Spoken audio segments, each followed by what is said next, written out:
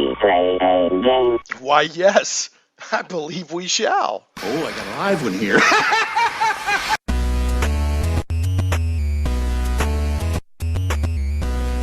Shane Plays Radio, Geek Talk Radio, live from Little Rock, Arkansas, on 96.5 FM, The Answer. So glad to have you. Our call-in number is 501-823-0965. You can always tweet me at Shane Plays. Once again, that's 501-823-0965.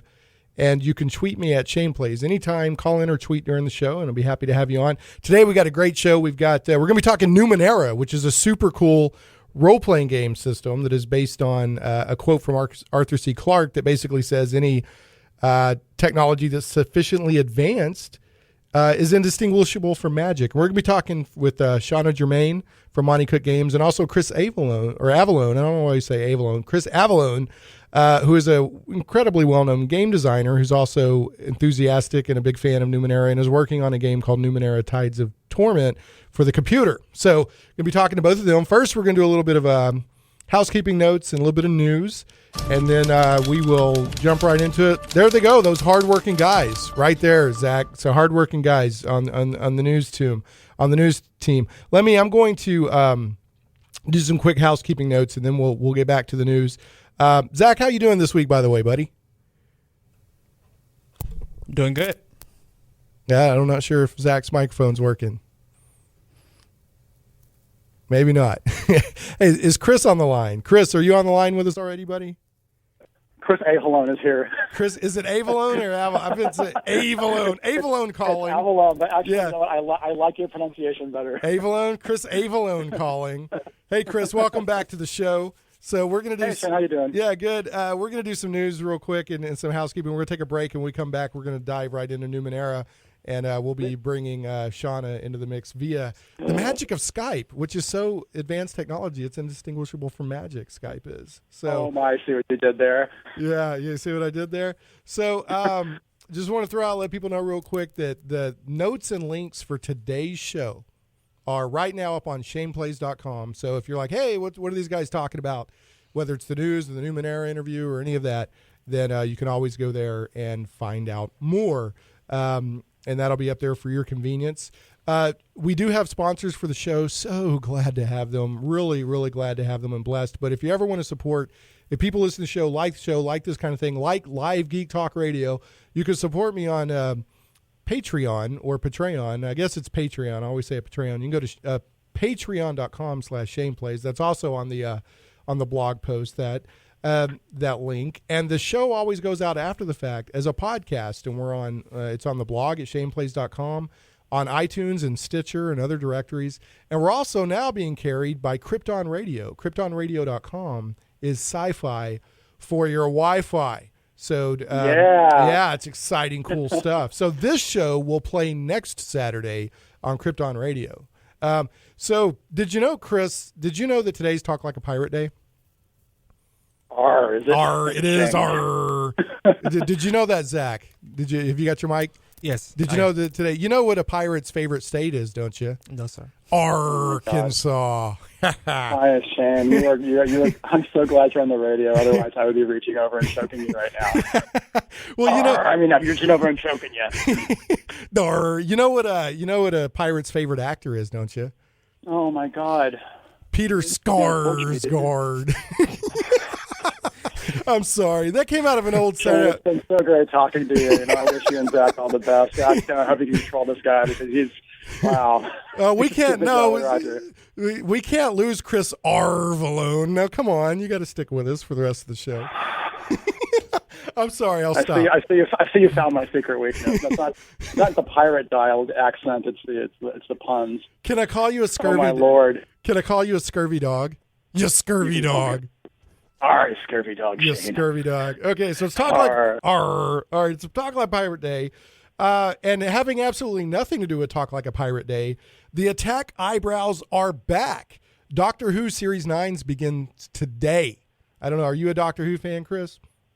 I am, but I haven't actually watched a single episode of the latest Doctor. Of Capaldi? I like him. I haven't been blown away by some of his scripts.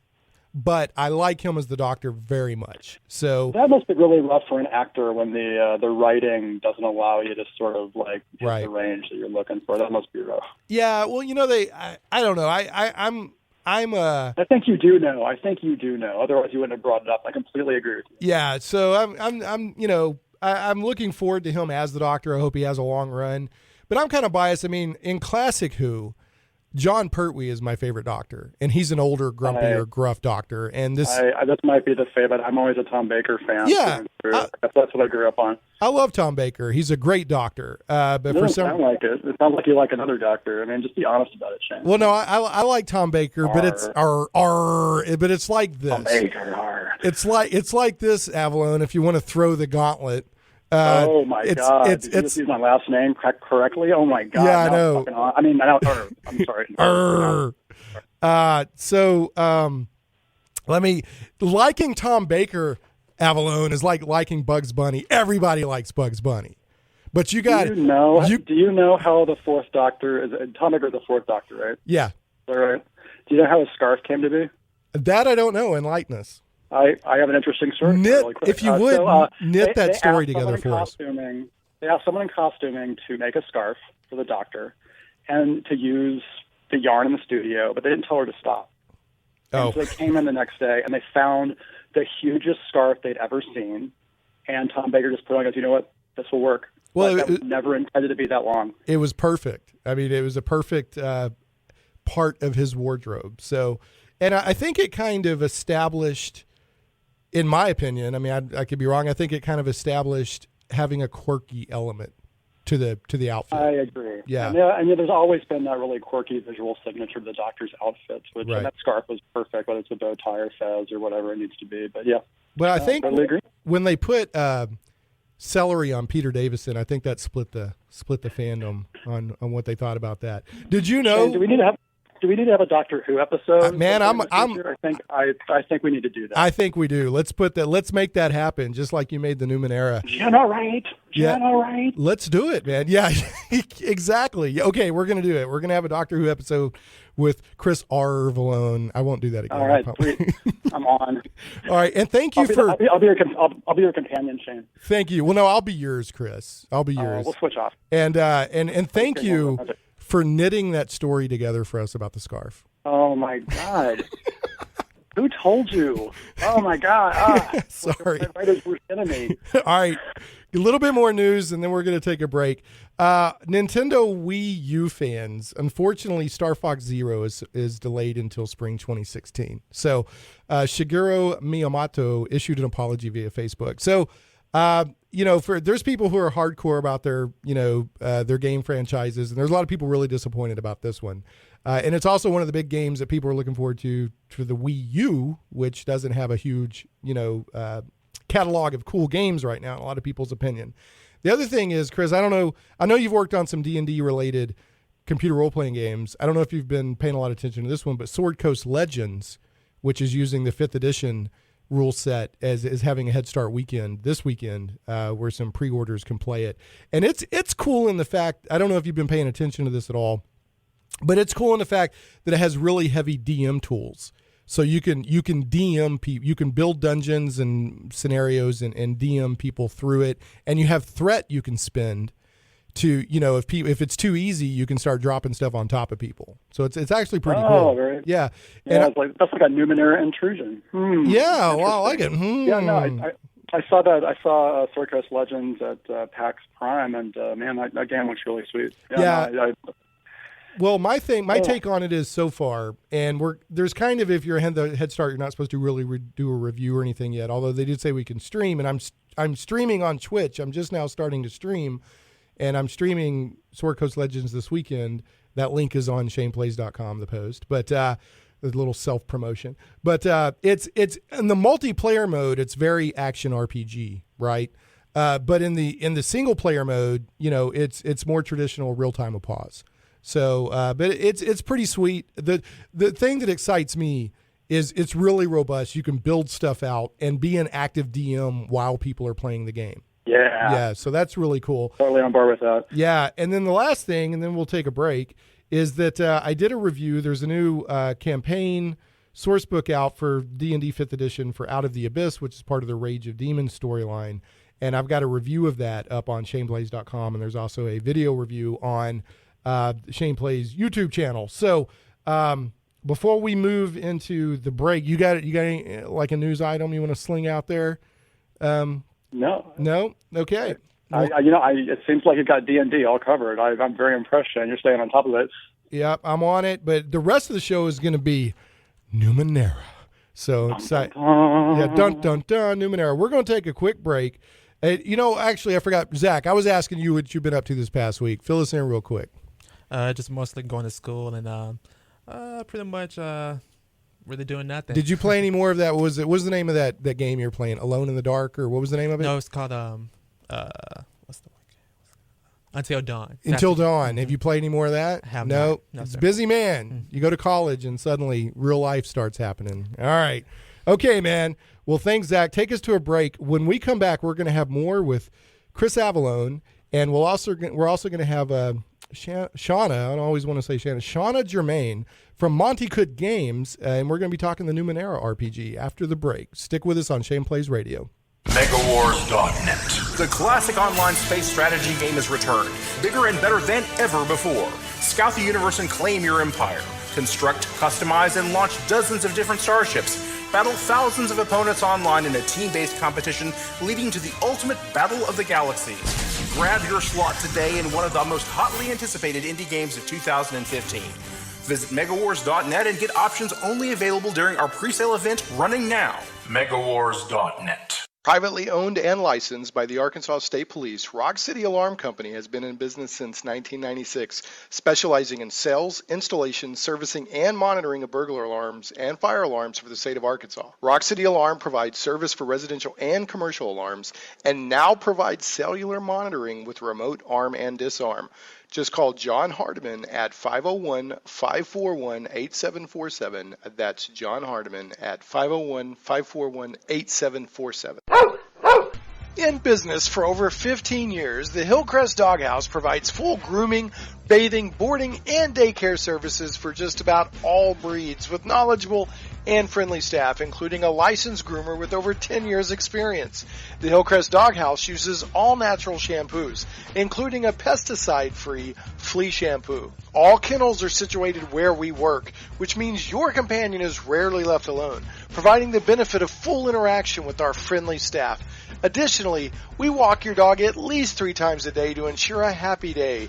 Grooming and boarding packages are also available at great prices. The Hillcrest Doghouse is located at 3924 West Markham Street in Little Rock. Call the Hillcrest Doghouse at 501-296-9800. That's 501-296-9800. We're also on Facebook. Find us and like us.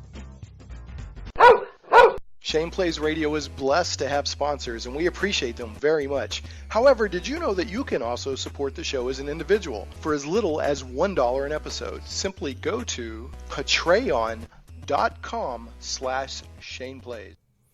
Okay, welcome back to Shane Plays, Geek Talk Radio. Glad to have Shanna Germain and Chris Avellone talking Numenera today. Before we dig in with them, let me remind everybody, you can call in at 501-823-0965 anytime during the show.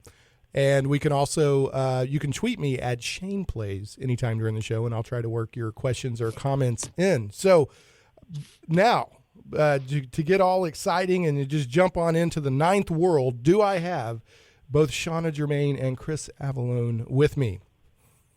Good morning. Hey, I hear it. Hey.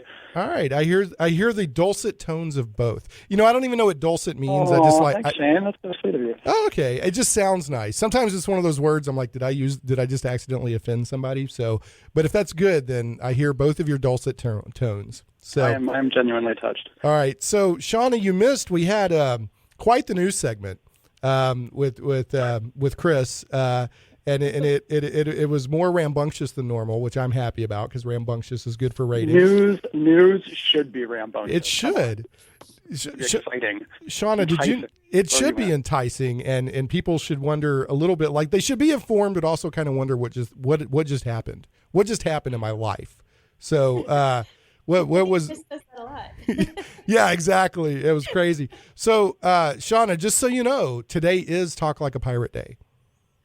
That's right. Yeah. So, you can go ahead. You can call me a scurvy dog. You could talk like a pirate. I don't know. I'm thinking that the Ninth World doesn't have pirates, but I imagine that one of the strange incursions or recursions, would probably have pirates somewhere. So, if you feel like bursting spontaneously into either song or pirate talk, Shanna, feel free. Feel free.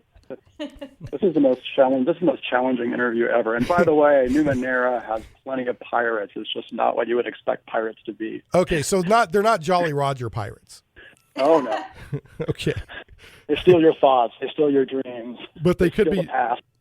Oh no. Okay, I've got a couple of texts from a listener I have to read, and then we're gonna dig in. Uh-oh. Yeah, it's actually a guy who helps co-host sometimes. His name is Bill Brackeen. But he said, "All right, you guys ready for this? What's a pirate's favorite socks?"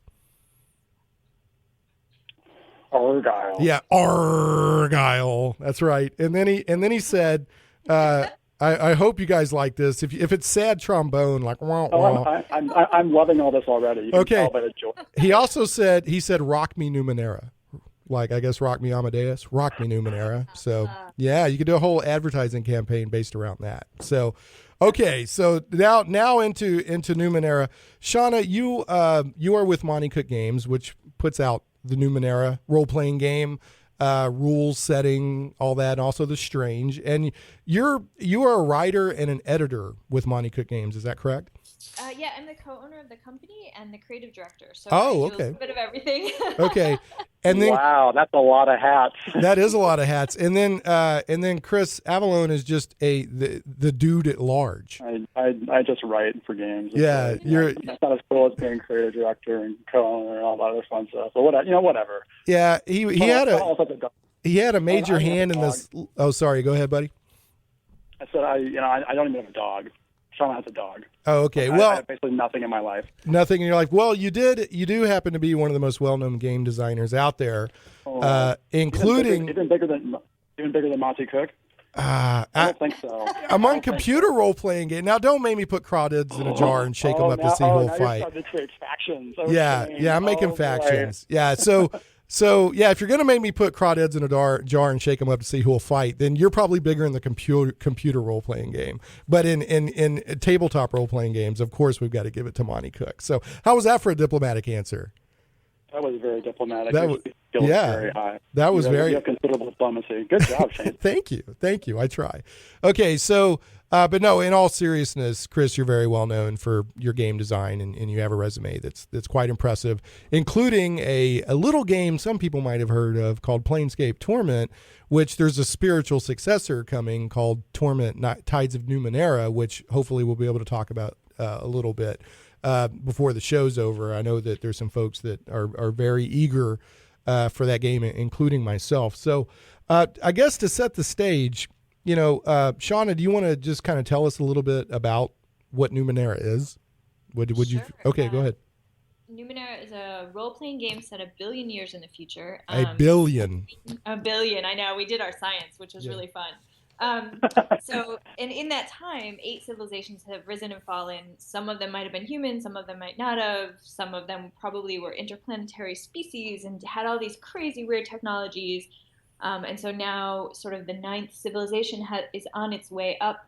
It's kind of brand new. I mean, if you think about it in terms of the technology that they have created as their own society, it's pretty primitive, but they have all these crazy technologies left over from the past.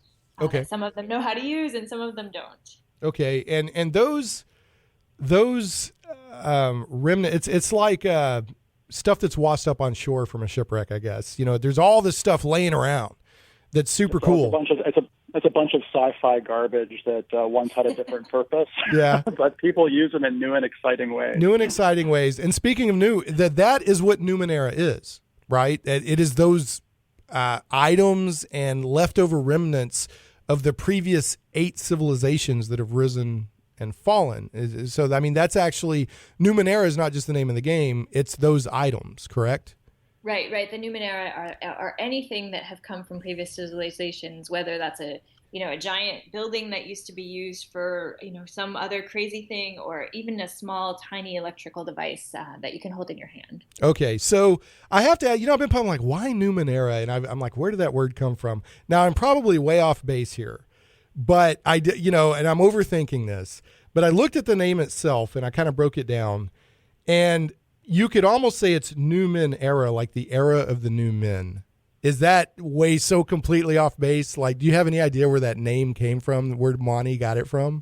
Yeah. We actually we worked hard on coming up with that name, and of course, Numen has a meaning, right? And so, right, okay, right. So we chose Numen as sort of our boundary for that reason, or sort of our basis for that reason. But also, right, Numen era is another way to look at it. Numen is tied into 9, sort of as a general sense. And so there's actually, Monte wrote a whole post about why it's named that, but it's a really complicated, right? Because Numen means sort of divinity or divine will, this sort of thing that pervades the lives of all men. And so, right, the Numenera as this technology, many people in the world actually think of it as being sort of a spiritual or divine presence, rather than as a technological one, because they don't necessarily understand it. Right, and of course and there's a very famous quote, especially among geekdom and sci-fi, but it's known outside of that too. Arthur C. Clarke, said that any technology sufficiently advanced is indistinguishable from magic, and this game is basically that quote taken to a whole new level. I mean, the whole game is built around that quote in a sense. I'm not saying that's how maybe Monte Cook would describe it. That's kind of how I see it. Yeah, and I think that's true. I mean, I think that there's this sense that, when people, I mean, we kind of talk about it in comparison. Like, if you gave someone a cell phone, 200 years ago and said, you can talk to anyone around the globe with this, would they find that more or less weird than a teleportation device? And like for us, we would say, well, teleportation, because we haven't developed it. But someone who hasn't had either might look at it really differently. And so we talk all the time about so how do you think, how would people think a cell phone work? Well, you say these magic words and you touch it in this cool way, and it becomes a sort of a ritual, right? It becomes a sort of magical element that we don't, and even now, I don't know how my cell phone works. I just know I punch in certain numbers and I say certain words to it, and it talks back to me, and it is kind of magical. Right. And yeah, exactly. So, and that kind of gives you an idea. I mean, these people just, and now take that. These people are dealing with technology that they're not familiar with, but take that example that you just made of the cell phone and take it a billion years in the future. And, right. Who knows what kind of stuff would come along. So, there are billions and billions of quote unquote cell phones. Yeah, different brands and different manufacturers. Yeah. Apple and Samsung merged. There's an entire Numenera source book just about Apple and Samsung merging. That is what brought down the fall of the fifth world. That's what happened. Yet, but. All right. See, there's so many great ideas here. All right. So we've got a lot of questions that I'll get into later from, we went in, if anybody's listening from Reddit or RPG Codex. Hey guys and gals, thanks for your questions. But I'm going to ask one now, Shanna, because I think it's very appropriate to what we're trying to say. And Metallic Badger, which sounds kind of Numenera, from Reddit asked, he said, if I was looking at Numenera on the store shelf but was unsure about it, what could you say to entice me to pick it up?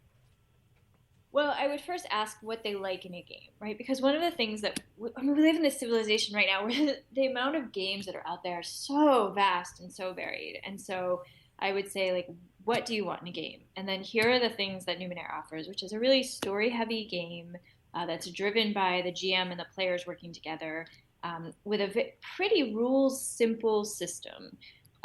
We talk a lot about how games have kind of three components, right? We have the GM, we have the players, we have the rules. And most games, to me, are one of those things is in power, right? And in a lot of games, the rules are like the end-all, be-all. They have all the power, and in some the GM has all the power, and some of the players have all the power. And in Numenera, it's really designed to be the kind of thing that everybody gets to work together. And logic, if anything, is kind of the rule maker of the game. And so, but it's also very weird. So if you like weird, if you like movies and books that kind of break your brain a little bit, this is definitely the kind of setting that might appeal to you as well. All right. Do you have anything you want to add to that, Chris? If I could break it, yeah, absolutely. Like, so first off, if you ever get a chance to check out the player character example concepts that are in the book, and I know you have to pick up the book first to see it, but that alone, the art alone made me want to play the game. And Shanna's right, like, the system is really designed to be very cooperative. When we were playing some sessions in Exile, like the amount of rewards the game gives you for helping each other out, as well as like making connections and backstories between characters, it helps. I feel like it's more like a role-playing game community builder than some of the more ruthless other pen and paper games I've played. Right, and let me offer an example of that. I was reading through the rules, and I was also watching, and there's a link, if people go to shaneplays.com, there's a show notes link for today's show, and there's all kinds of links to Numenera, Monte Cook Games, to Shanna, to Chris. There's also a link to a video that Monte Cook Games did on YouTube. Uh-oh. Yeah, it's like a 35 minute video on, it's Chris Avellone describing Numenera through interpretive dance. No, actually it's I thought I had deleted all of that. No, I saved a copy. So great, thanks, Shane. Yeah, thanks, buddy. No problem. Hey, I'm here to help. So but anyway, no, it's actually a gameplay example. It's about 35 minutes, and it very specifically takes you through the different parts of what an average, or I guess average is the wrong word, what a typical Numenera session would be, the kind of things you're going to do. And one of the things they showed, there's times where the GM, game master, awarded experience points, and the the player got an experience point, and they were given another experience point specifically to award to another player.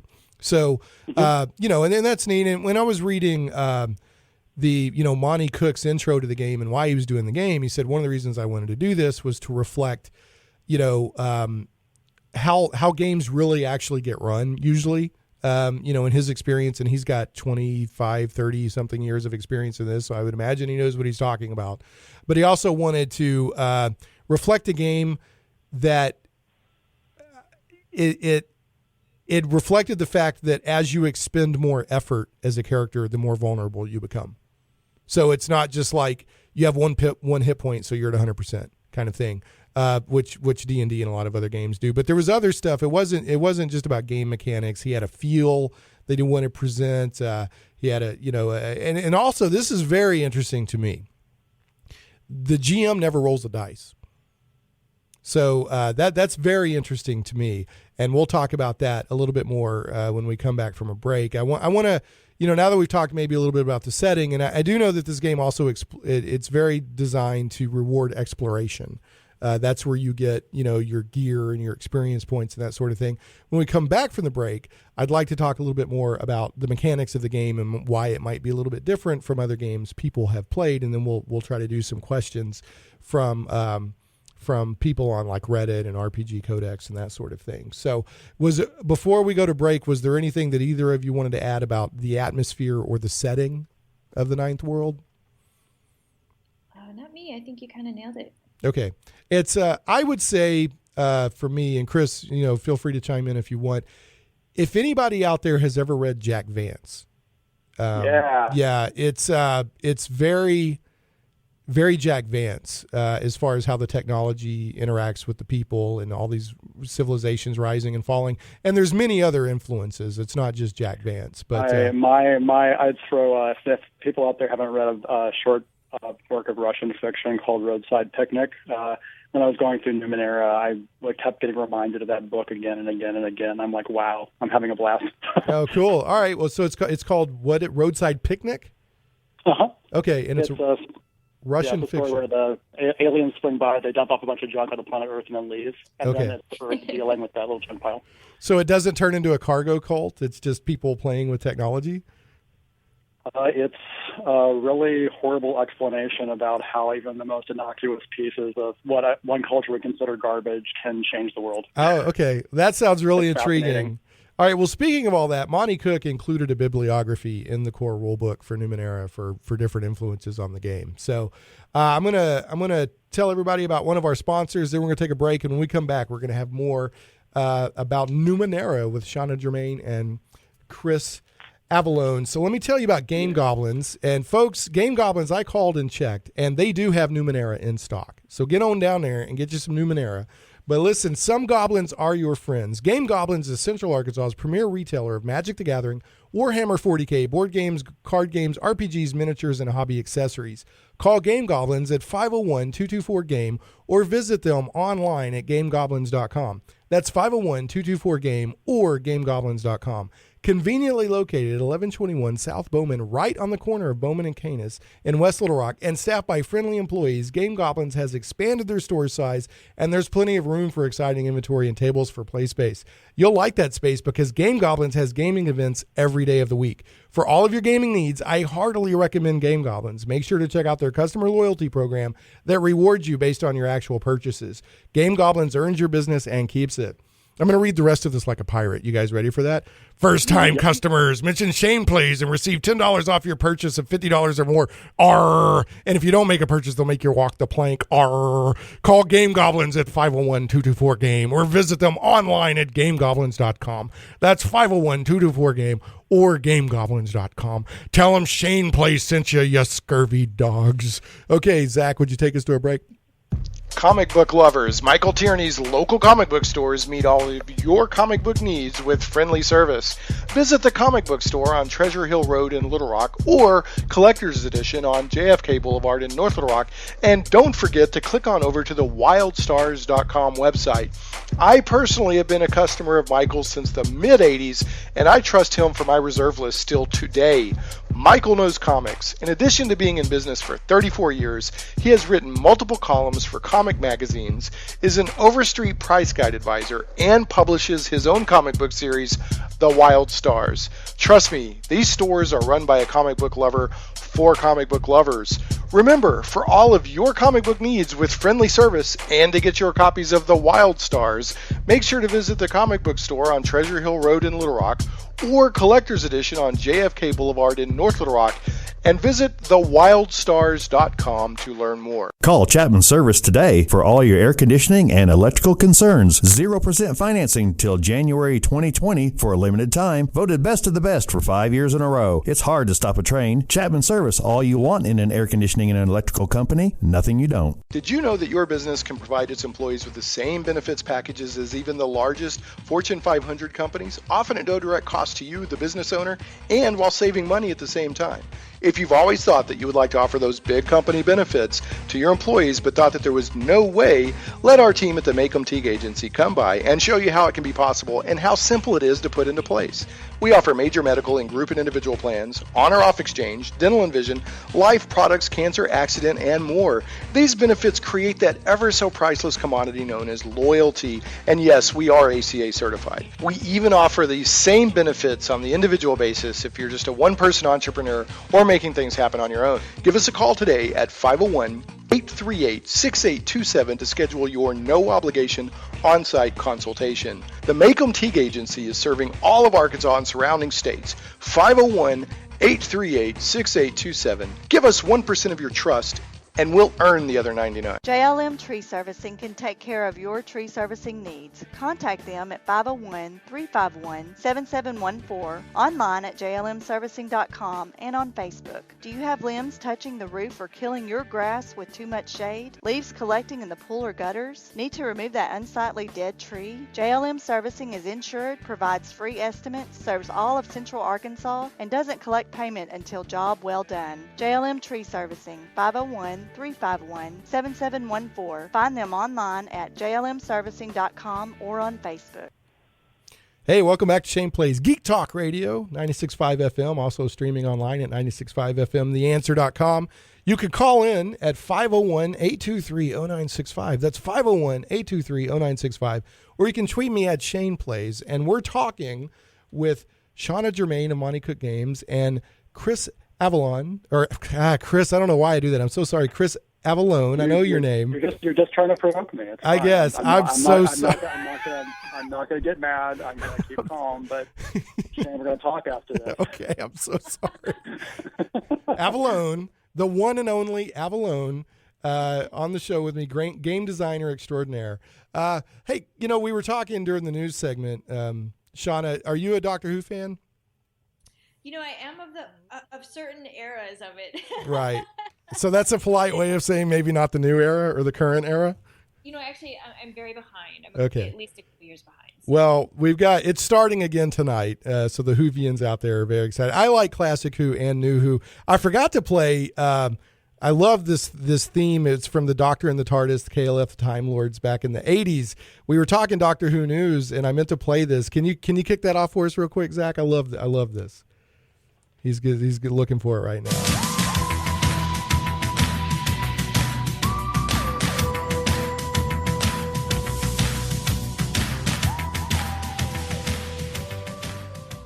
I tell you, whether you're a Doctor Who fan or not, Doctor Who has one of the best theme songs ever. I love the theme song. So, anyway, but the theme of the show. Do you like this segue? But the theme of the show is Numenera. So let's get back to that. We talked a little bit about the setting before the break, which is it's a billion. I'm putting a pinky to the side of with a billion years into the future, and. I like that. 8 civilizations have risen and fallen, and now we're in the 9th world, and humanity has been reborn, has emerged again, and they have all this technology laying around with that is a roadside picnic, as we talked about before the break, and they just got all this cool stuff they're playing with. Sometimes they're using it as it's intended, sometimes they're using it in new and interesting ways, and I'd like to talk a little bit more about the actual game itself now. And we also have some questions that have been submitted via RPG Codex and Reddit. So we could talk about that a little bit. On the game itself, if people have played other games such as, Dungeons and Dragons, Pathfinder, some of the other more well-known games out there, the approach to Numenera is a little bit different. So you still roll dice. Okay, there's still dice rolling. But there's the GM actually never rolls the dice. And there's a cool mechanic where your abilities are also your hit points in a certain way. Am I putting that forward correctly? Sort of. I mean, I think that people want to make that equation, but okay. it isn't really your hit points in that way. I see. Okay. So your health. I don't know. Yeah, put the correct spin on it. Rectify my damage. So it's more as though, so you have, if you think of it not in gaming terms, but in real life terms, right? So you have might, right? Which is how strong you are. But the more you use your might, the less strong you are because you get tired. And so it isn't necessarily equatable to hit points, but it's more equatable to how much ability you have to continue to use that particular part of your body. The same is true with, it's with your intellect, it's decision fatigue, right? The more times you try to make really smart, thoughtful decisions and do really smart things, the more tired that you might get because, your brain, because it's hard to continually do those things until you refresh. Okay. Well, that makes sense. So what happens, how does a character how does a character actually die? It's actually really hard for a character to die in Numenera. And so the way that happens that's a very morbid question, Shane. Well, you're always focused on death. Are likely to end up with mutation or permanent damage or all these other things that sort of enhance the story as opposed to dying. I mean, the difference between we play OD&D once a month or so, and the difference between the number of characters we go through and Numenera, where I have actually never, knock on wood, never lost a character, despite coming very close. So the way that it's set up is you have these 3 pools, and might in particular is sort of equivalent to your health in that way, right? It's not hit points, but it is sort of more the sort of general health idea. And so if you get hit, your might goes down. And then if all of your pools are at 0, you really have no energy and you can't do anything. And so that's when things start to get weird and difficult. And so but when your pools go to 0, you start working on the damage track. In which you have less and less ability to do things. And if you get all the way to the very bottom of the damage track and all your pools are empty, then your character is probably pretty likely to die. I see. Okay, so I brought that up on purpose to kind of, not to be like, here, let's kill characters, but to kind of show the difference in the intent. I mean, yes, you can die, you can suffer consequences, but it's not. And there's no right or wrong here. It's a style of how people want to play. it's not as the dice can kill you as, say, some other role-playing games, right? Where like everything's going fine and then one bad dice roll and, you're a puff of red mist kind of thing. So, not quite so much. Now, go ahead. Right. I would say you have a lot more autonomy over your choices, right? You can choose to spend effort, which decreases your pools, or not. And so, you're always making these sort of decisions about where you're going to spend your points and how you're going to try to stay alive. And so I think that you actually have a ton of control over this. And that, of course, is added to by ciphers, which are sort of these one-shot superpowers. Which is cool. I love the cipher thing. I think that's so cool. Actually, that was one of the most brilliant things you guys did, to encourage people to actually use those sort of like potion-like items. Because usually players hoard that for an emergency. But with the ciphers, they don't play well with each other. So the more you start accumulating, the more they ststart interfering with each other. Isn't that right, Shanna? Is that correct? For sure. And I think it forces players to find unique ways to use their ciphers, right? Because they're like, I want this other cipher, but I haven't used my super gloves of awesomeness yet. Well, I'm going to use these by using them to climb this wall. And so I think it creates sort of this sense of creativity in players that you don't see when you just drink a potion and you know the exact result all the time. Yeah, that's really cool. So I wanted to ask real quick, Chris, for Torment, Tides of Numenera, does the way that Shanna kind of laid out, okay, you have this pool of statistics and you can spend effort and you can all get down to zero and then maybe things will get dangerous. Did that kind of translate over to Torment, Tides of Numenera, or do you even know? I mean, I don't know. In fact, go ahead. It's definitely transferred over to the dialogue mechanics. I think it's a little bit unusual in Tides of Numenera because the player character is a very unusual individual, kind of like the character in Planescape Torment was. They have somewhat different abilities than I think a great many people in the world of Numenera have. So that kind of throws a wrench into things, but in a good way. Okay, and I want to get back to Numenera, but there are people listening they're mainly listening just because of Torment. Is there anything you can share with us right now on Torment? And if not, that's fine. No, they're doing a lot of work on one of the areas of the game, Sage's Cliffs, and then I've been helping out with some of the quest design for that. And I will say that the lead area designer, George Zeitz, is a very calm yet obviously troubled individual based on the type of quest he included in that area. I was deeply disturbed after he gave us the walkthrough for it, and George, if you're listening, if you ever want to talk about anything, I'm here. Okay, man. He's here for you, buddy. Just pronounce his last name right. He's here for you, buddy. Yes. Yeah. So actually, we have a riveting question from RPG Codex user Rogi, and this is for you, Chris. This is going to set the tone for the whole game. This will make or break it. He says, "Are you going to figure out a way to include an '80s song in Tides of Numenera?"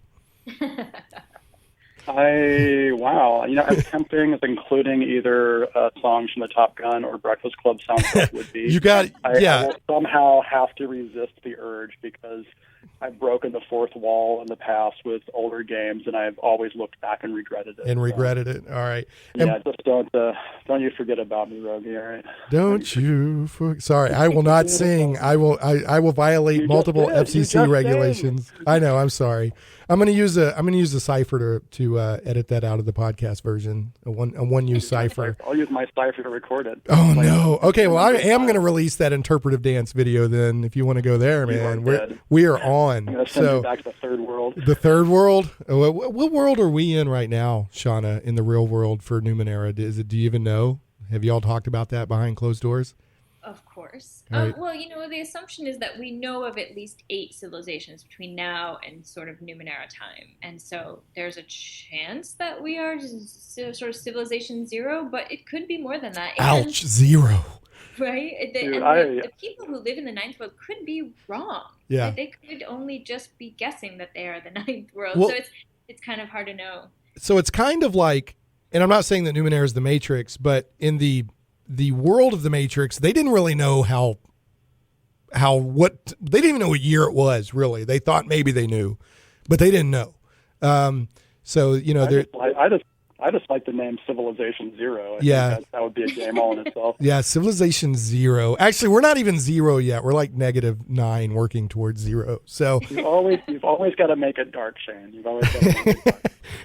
No, I'm showing all the potential that's in front of us, all the discovery to be had. So, all right. Hey, I was going to let you know real quick, Chris, on RPG Codex, the thread updated, and Prehistoric gave you a salute for mentioning Roadside Picnic. So evidently there's at least one other fan out there. So that's a great book. I heartily recommend it. Yeah, I'm going to check it out. So, and Solaris was Russian science fiction. And I actually went and I assume everybody knows Solaris. I watched the American and the Russian version, and evidently it was based on a Russian piece of science fiction. So there's some pretty cool stuff out there from Russia, I guess is what I'm trying to say in the science fiction. The Russians are very serious about their science fiction. Yeah. They don't mess around. Well, I'll tell you, the best book I've probably read, or let me say the most surprising book, not the best book, but that knocked me over was there's my diplomacy going again. Was The Brothers Karamazov. That book was amazing. Now, I read Crime and Punishment after that, and it was good, but Brothers Karamazov just knocked me over. Really amazing. So anyway, that's not science fiction. It's just Russian literature. Okay, so speaking of fans, when I mentioned Prehistoric was a fan of Roadside Picnic, we got about 5 minutes here to go through some questions if you guys are up for it. So, and if anybody's out there listening and wants to call in, you can at 501-823-0965. Go now. Okay, so let's see here. So a lot of the questions, Shanna, kind of revolve around, and this was from Reddit user Havelock and Reddit user Sword and Board and Reddit user, again, Sword and Board.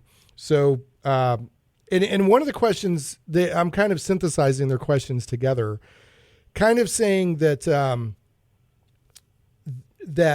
there's so much, focus in Numenera on exploration that they feel kind of like they want more. There's a hunger for more information on the cultures and the civilizations of the city and source books on that.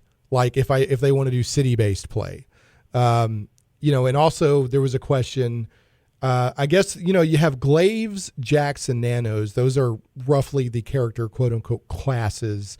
But there's people saying, hey, can we not have speakers in Numenera, for the city-based stuff? So, would you kind of like to talk about that, Shanna? Yeah, sure. Okay. So I glanced through the questions, and I did notice a lot of people saying, hey, have you ever considered this? My sort of general answer to that is we have considered. The list of things that we are considering for someday is giant. Right. So if you are wondering if we have considered something, the answer is almost entirely yes. So in Numenera, unlike in other games, players get rewarded for discovery. So that's how you get XP. That's how you sort of, get cool things. It's and exploration is kind of tied into that. And so discovering things like, the politics of a city counts just as much as discovering some weird Numenera thing. And so the goal is to get the players themselves to do a lot of this discovery as guided by the GM. That doesn't mean that we won't look at cities in more detail. I know a lot of people want something similar to Tolis, which of course is a master city kind of plan. And so, we have definitely talked about doing more city-specific stuff for people who kind of want to immerse like that. Most recently, we kind of have gone farther out, right? So we're going into the sky, under the sea, and kind of into other places with the into the outside and into the deep, and then the last one, which is just sort of this, into the outside, is just this sort of crazy, where can you go through planetary dimensions and kind of awesome craziness. But we also are, we keep turning back, right? In Ninth World Guidebook, we turned back into the customs and the culture of everyday people to give players and GMs kind of more grounding in that. So I think we're always going to continue to go in both directions. We're always going to continue to get more specific, and we're going to continue to expand sort of the general boundaries of the world. Yeah. Well, I would like to say, the majority of the question, I didn't see anything negative about the only thing, and it wasn't even negative, is just people saying, hey, could we have alternate rules for how the health works? They called it I don't know if you saw this, the death spiral, as your stats start dropping. I guess they're saying you kind of spiral down, it kind of diminishing returns or something. And they were asking, can we have alternative rules for how health works? Is that, GMs and players can always house rule stuff. But some of the games I see these days, they'll say, hey, here's an alternative rule. Is that something that Monte Cook games may look at, doing alternative rule variants? it's interesting, right? And that goes back to the speaker question as well. Like, if you want to house roll a speaker into Numenera, like, it's your game. You can do anything that you want, right? There Sure. isn't like, as long as it works in the game, that's great.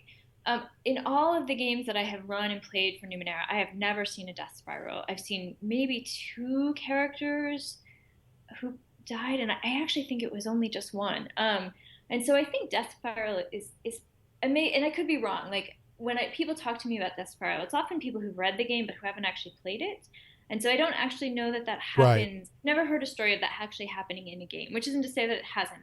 I'm sure that it has. But it's not designed to that. It's actually really hard to die. And so, people who haven't played the game, I would say play the game first. And if you run into death spiral issues, then, house rule it as you like, right? It's designed to be your creative space and your game. And we certainly, because this is designed to be a long-term story campaign, not campaign, but sort of story thing where your characters get together and they do cool things and they grow as human beings, losing one of them is not, right? It's definitely not designed to be right. So characters are not meant to be disposable. It's in D&D and other games, like I said, and that's for that style of play, it can be fun because it's the knuckle biting drama. Is my character going to die? But that's not the goal here with Numenera. But I did want to say that, just to give credit, that the cutest wug, I don't know what a wug is, but this is the cutest wug on Reddit, was asking about the death spiral. And I do take your point that people are afraid it's going to happen, but maybe that doesn't actually happen. So, and afraid's not the right word. Maybe they're just calculating in their head. We got about a minute here left. I want to try to get to another couple of questions, and then, I'll wrap us up. So if at the very end of the show, I'm like, thanks guys, bye. I'm not trying to be rude. So, there was a couple of questions about a Torment Tides of Numenera tabletop source book to tie into the computer role-playing game.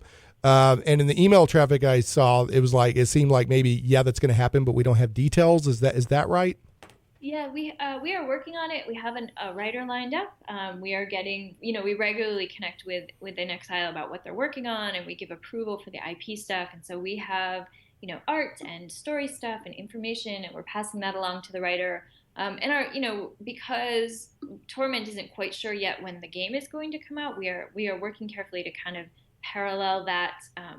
But other than that, we're still kind of waiting for them to kind of keep moving forward and give us info. Who's the writer you guys have lined up? Can you say? All right, we got 10 seconds left, guys. I got to wrap us. I am so sorry. Great show. Thanks so much for being on. Next week, we're going to be talking board games and audiobooks. And don't forget to check out Krypton Radio is also carrying Shane Plays, KryptonRadio.com. Shanna, Chris, thanks so much for being on the show. Thanks for having us. Thanks, Shane. Much appreciated. Arr. Arr. Sorry we ran out of time, guys. Time is a predator that stalks us all our lives.